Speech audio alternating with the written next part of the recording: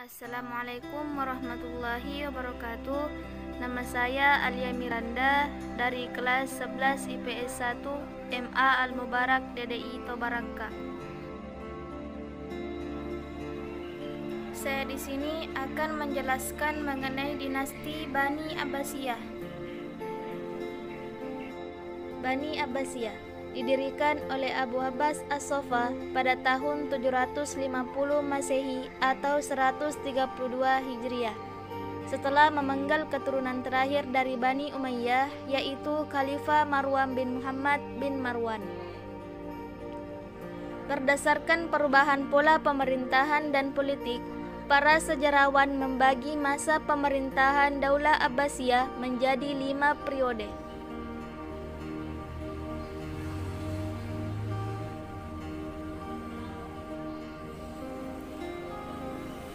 Dan berikut adalah khalifah-khalifah yang memimpin Bani Abbasiyah setiap periode.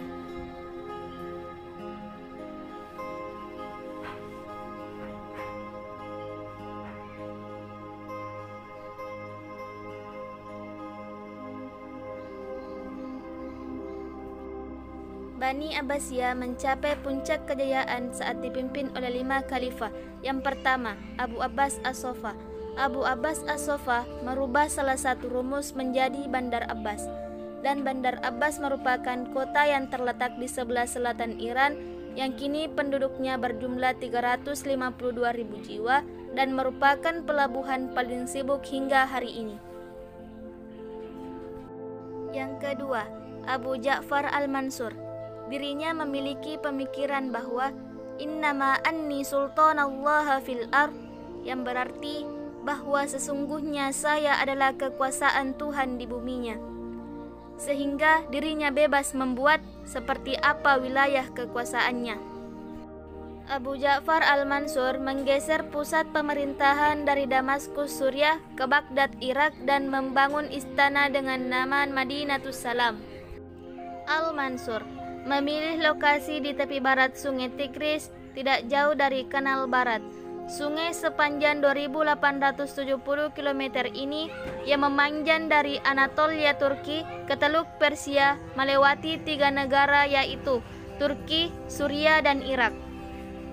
Karena kanal itu cukup dalam untuk mengakomodasi lalu lintas komersial, Al-Mansur meramalkan bahwa ibu kota barunya akan diposisikan dengan sempurna untuk mengeksploitasi Tigris dan Yufrat.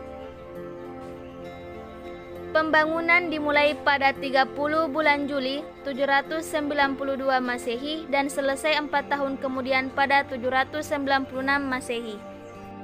Khalifah yang ketiga yaitu Harun ar-Rasyid. Dialah Harun ar-Rasyid. Bani Abbasiyah mencapai puncak kejayaannya.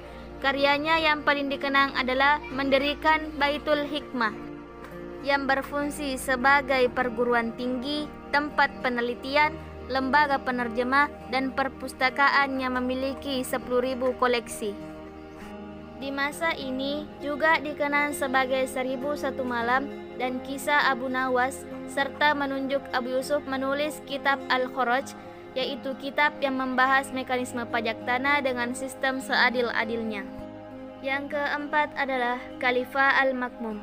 Pada masa Al-Makmum, banyak bermunculan ilmuwan terkenal untuk saling berbagi informasi, pandangan, dan budaya di Baitul Hikmah.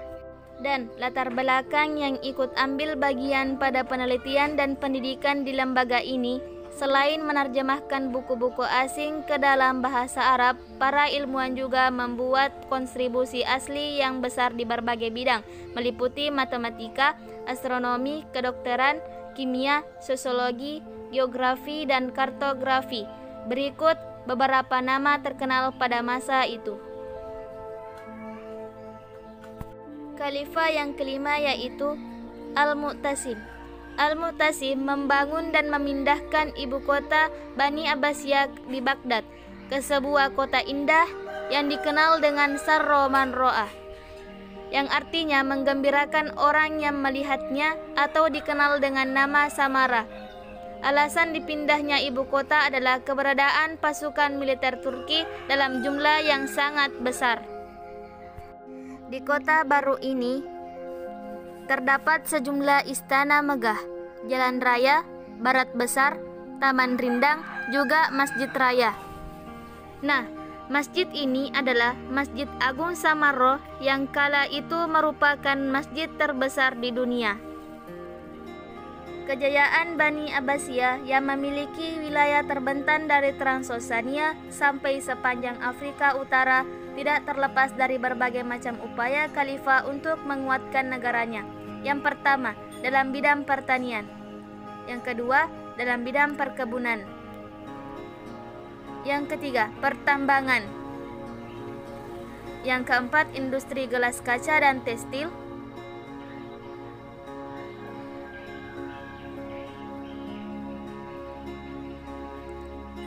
Dan yang kelima, penarikan jizya yang terbagi menjadi 3 golongan masyarakat.